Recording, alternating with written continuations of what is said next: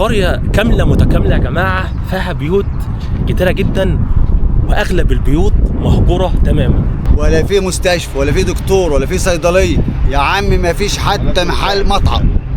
احنا موجودين يا جماعة في السوبر ماركت الوحيد في القرية. حد موجود؟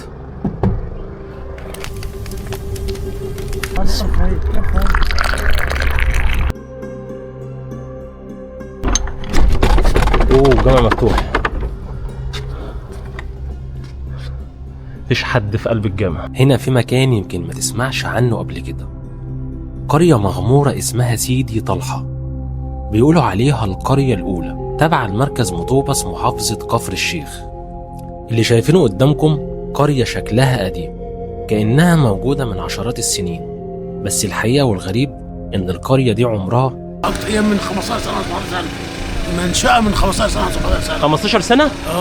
15 سنة أو 17 سنة، والنسبة فيها حوالي 30% و 40%، ما حدش موجود فيها أكتر من كده. وهنا ميتين خالص، معدومين من كل حاجة. كم واحد عاش في القرية؟ حوالي كم واحد؟ حوالي 70-80 واحد. 70-80 واحد في القرية؟ يعني 70-80 واحد أو 100 واحد. وأنا بستكشف القرية لاحظت إن أغلب بيوت القرية مهجورة.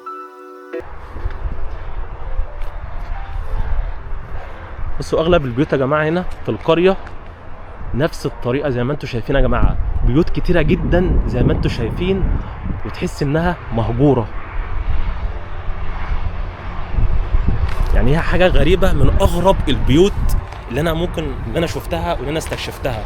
يعني حرفيا أنا مش عارف، يعني حتى يا جماعة بصوا كل الحشيش اللي قدام البيوت دي يعني تكون أثر لحاجات مهجورة، كود الزرع وكمية الشجر والحاجات دي، تعرف إن المكان أول ما تشوف الحشيش اللي موجود في الأرض ده تعرف إن المكان مهجور بقاله سنين. يعني بصوا يا جماعة منظر البيوت، كل البيوت بالطريقة دي. بص انا هدخل اوريكم برضو حاجات جوه.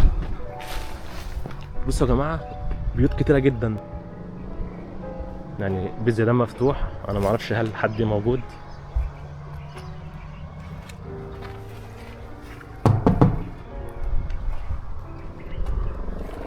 حد موجود؟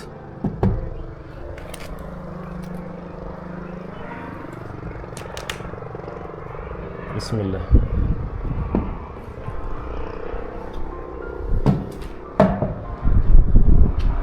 بس يا جماعة بيوت مهجورة.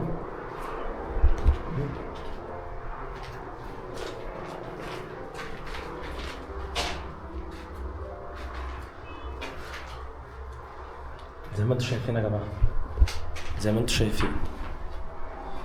يا ترى ليه كل البيوت دي مهجورة؟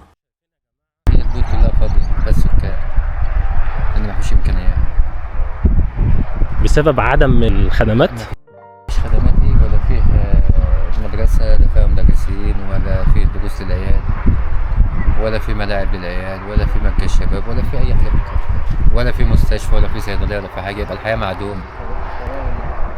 واحد تعب دلوقتي يطلبوا له إسعاف لو عنده صداع، أنت هتبقى تقول القرية حلوة؟ العيشة هادي. لا في مستشفى ولا صيدلية ولا فيه أي حاجة في الدنيا. العيشة هادي والدنيا حلوة ورخيصة. بس النهارده عندي مثلا عيل في ثالثة إعدادي وعيلة في أولى إعدادي، عشان ياخدوا دروس بودوهم يا القرية التانية ودروس أي كلام يا مسطرون. الواد ده واقف على السكة بقاله ساعة ونص. أحمد بنرن عليه مش واقف على السكة، مش لاقي عربية تكفيه. لا عادي يا محمد، وأنت يعني في الراجل مكسوف طبعا يا جماعة. هنا الناس مش واخدة على التصوير قوي. الحمد لله برضه احنا أحسن من غيرنا ياما، مهما كان برضه الظروف اللي احنا فيها ولا المسائل اللي احنا بنعاني بيها، بس احنا أحسن من غيرنا ياما. يدينا إمكانيات، يدينا صيدلية، يدينا مستشفى، يدينا واحدة صحية. لو عيل تعب دلوقتي أقسم بالله ممكن يموت. لكن الجو حلو والطبيعه حلوه، عربيه موجوده. احنا عندنا جزء عيال غرقانين السنه دي في البحر، نزل يستحموا غرق ما حدش نقذه. مفيش انقاذ كمان. جزء عيال، واحد في الطب في اخر سنه في الطب ابن عصفور، والتاني في ثالثه اعدادي ابن نجاتي، واحد ابوه وامه. نزل يستحمى في البحر العصر غرق. طبعا لا في انقاذ ولا في حاجه ولا حرس حدود ولا اي حاجه على انا يا جماعه اغلب البيوت زي ما انتم شايفين مهجوره بسبب قله الخدمات اللي في المكان. الناس مش لاقيه خدمات بتسيب المكان وتطلع تعيش في اماكن تانية، فعشان كده اغلب البيوت هنا مهجوره. دي كلها بيوت ما فيهاش ناس عايشه، كل اللي انتوا شايفينهم دول مفيش ناس عايشه في المكان.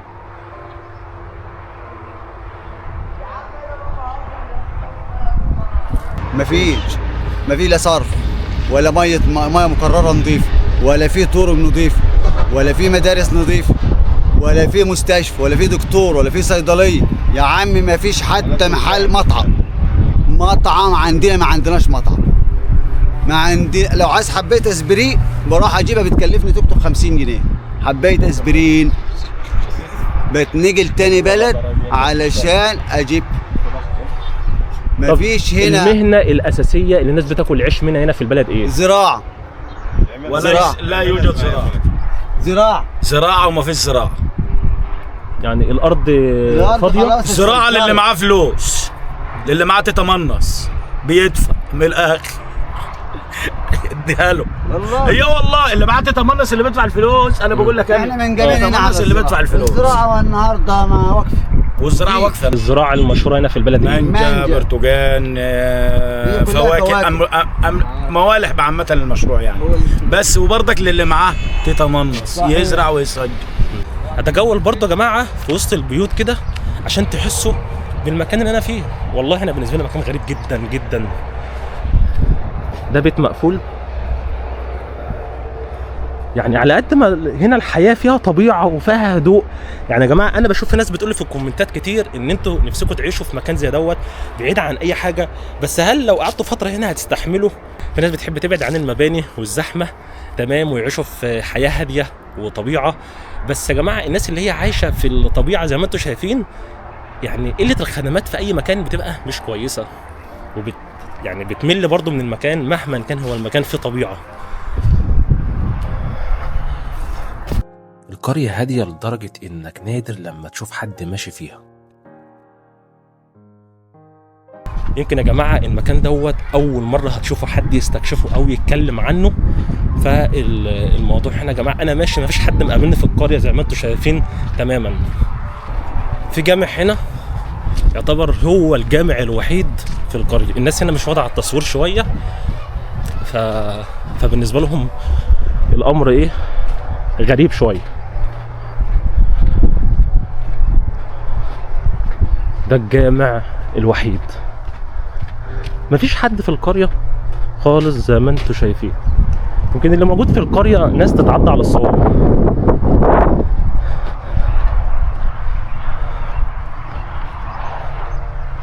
ده الجامع الوحيد، وهم اكيد بيفتحوا وقت الاذان بس. الجامع مقفول.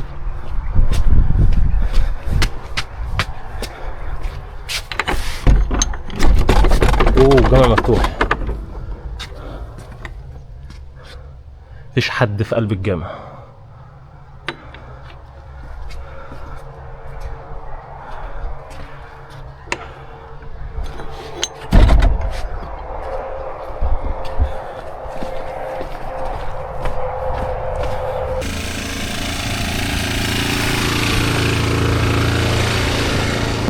بصوا يا جماعه هنا مسكوت طبعا، يعني الحاجات القديمه برضو اللي احنا متعودين عليها. احنا موجودين يا جماعه في السوبر ماركت الوحيد في القريه. جبنا عصير تمام بكام؟ ب 5 جنيه. يلا هنستكشف يا جماعه باقي القريه.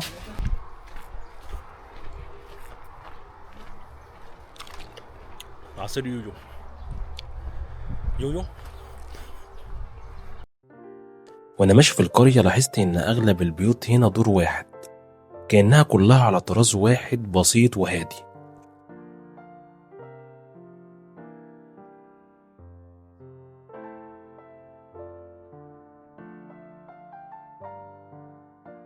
طبعا يا جماعه واحنا ماشيين في القريه هتلاقي حاجات كتيره جدا من دي هتلاقيها منتشره في قلب القريه، لان اغلب اهل القريه مزارعين وبيربوا برضه ايه حيوانات. فايه الراجل ده اللي لسه كان مقابلنا بره بص انت الوحيد اللي عندك توك توك في القريه ولا في حد؟ في حد، فيش حد اصلا معايا في البلد دي. في يا عم واحد كمان او اتنين. واحد كمان بس؟ اتنين في القريه؟ ما شاء الله. بس النهارده انت راجل جبتني في مكان زي ده، انا لو عيل عندي تعب هعمل ايه؟ لو مراتي تعبت هعمل ايه؟ صح انت, كده. انت عندك هناك امكانيات وخدمات، انا ما عنديش يا باشا صرف. بص يا باشا الشوارع، صور الشوارع دي كده. دي ايه؟ الميه بتجي لكم ازاي؟ ميه الشرب؟ ميه عاديه في مواسير شغاله بحاري كويس. الخدمات اللي هنا الموجوده هي ميه الشرب والمدرسه مفيش مدرسين. قريه سيدي طلحه، خش على النت وعلى قريه سيدي طلحه لم ينجح احد. على اطراف القريه يا جماعه هتلاقوا الخيم وهتلاقوا الحيوانات زي ما انتم شايفين منتشره في الطبيعه. السلام عليكم. الحياة هنا يعني الناس فلاحين على قدهم برضك، نعيش على قدهم، نعيش برضك يعني على قدها برضك، الناس على الله برضك يعني. عامل ايه؟ عامل ايه؟ ازيك؟ اسمك ايه؟ ابراهيم. ازيك يا ابراهيم؟ عامل ايه؟ ابو علي.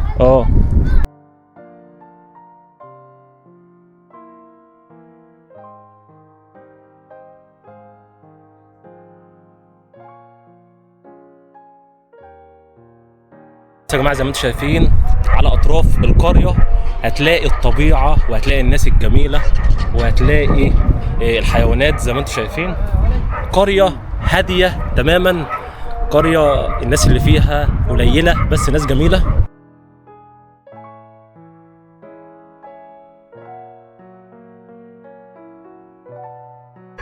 احنا دلوقتي يا جماعه في ضيافه الحاج علي الجميل. يعني الجو هنا يا جماعه بالليل مش عايز اوصف لكم الطبيعه والمكان هنا هادي يا جماعه. هنشرب شاي مع الحاج علي.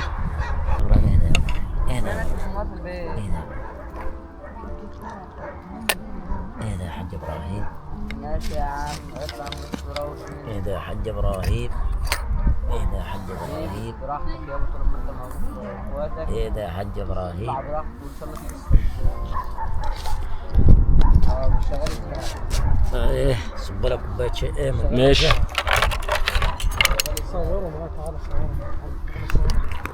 الشاي اللي هنا حاج علي الشاي اللي هو العادي ولا ليكوا شاي معين هنا؟ لا دي شاي ليبي، شاي حلو. الشاي الليبي اللي هو عامل زي الاعشاب. ايوه شاي حلو. طبعا يا جماعه هنا اغلب الشاي في الاماكن يا جماعه اللي هي مثلا الساحليه عموما بتبقى اغلب الشاي بيبقى شاي ليبي. اللي بيبقى شاي عامل زي الاعشاب كده، بيبقى مكتوب على الورقه ليبيانا. صح كده؟ شربته في سيوه كتير وشربته في كذا مكان كتير طبعا مطروح.